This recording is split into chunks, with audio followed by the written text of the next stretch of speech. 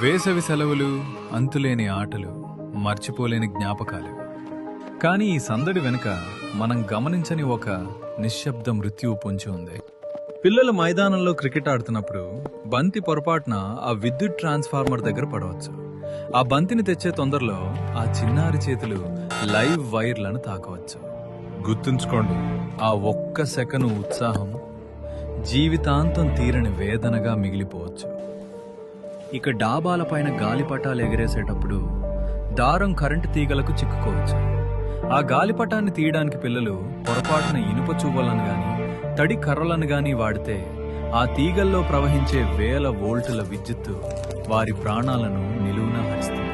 విద్యుత్తు ఎప్పుడు రెండో అవకాశం ఇవ్వదు.